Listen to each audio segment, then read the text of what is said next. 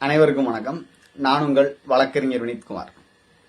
மின்சார பில்லு திடீர்னு அதிகமா வந்துருச்சா, அதுவும் நீங்க யூசேஜ் பண்ணாமலே வா அப்படின்னா பயந்து அதை நீங்க கட்ட தேவையில்ல. முதல்ல நீங்க செய்ய வேண்டியது என்னன்னா, இபி பில்லுக்கு இபி ஆபீஸ்க்கு எழுத்துப்பூர்வமாக ஒரு கம்ப்ளைண்ட் கொடுங்க. அதுக்கும் மேல ஆன்லைன்லயும் புகார் கொடுக்கலாம்.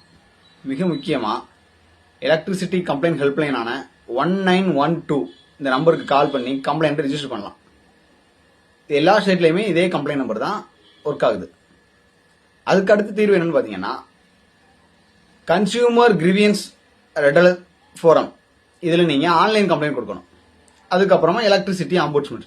இது எதுலையுமே தீர்வு கிடைக்கலைன்னா நீங்க பில்லை கட்டிட்டு கன்சியூமர் கோர்ட்ல ரீஃபண்டுக்காகவும் காம்பன்சேஷனுக்காகவும் கேஸ் ஃபைல் பண்ணிக்கலாம்.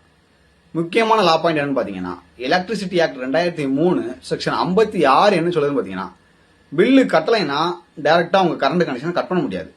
குறைஞ்சது 15 நாட்கள் முன்னறிவிப்பு கொடுத்து நோட்டீஸ் கொடுத்து அதுக்கப்புறம் உங்களுக்கு பில்லு கட்ட வாய்ப்பு கொடுத்ததுக்கு அப்புறம் தான் உங்க கரண்ட் கனெக்ஷன் கட் பண்ண முடியும். இதுல முக்கியமான கேஸ் லா பத்தி நம்ம பார்ப்போம். UP power corporation versus Anish Ahmad. இந்த கேஸ்ல சுப்ரீம் கோர்ட் மிக முக்கியமான ஒரு தீர்ப்பு வழங்கியிருக்கு. என்னன்னு பாத்தீங்கன்னா, நார்மல் பில்லிங் டிஸ்பியூட் இருந்தா மட்டும்தான் கன்சியூமர் கோர்ட்டை நம்ம அப்ரோச் பண்ண முடியும். ஆனா நாம கரண்ட் தெஃப்ட் நடந்திருந்தாவோ, அதாவது மின் திருட்டு, நம்ம வேற ஒருத்தர் கனெக்ஷன்ல இருந்து நம்ம கரண்ட் எடுத்து நம்ம யூஸ் பண்ணியிருந்தாவோ, இல்ல அன்ஆத்தாரைஸ்டு யூசேஜா நம்ம ஒரு சேவைக்காக கரண்ட் கனெக்ஷன் வாங்கியிருப்போம், அதை வேற ஒரு சேவைக்காகவோ வேற ஒரு கட்டடம் கட்டுறதுக்காகவோ வீட்டு கரண்டை யூஸ் பண்ணனா உங்களுக்கு வந்து கன்சியூமர் கோர்ட்டுக்கு நம்ம போக முடியாதுன்றதை கிளியரா சொல்லியிருக்காங்க.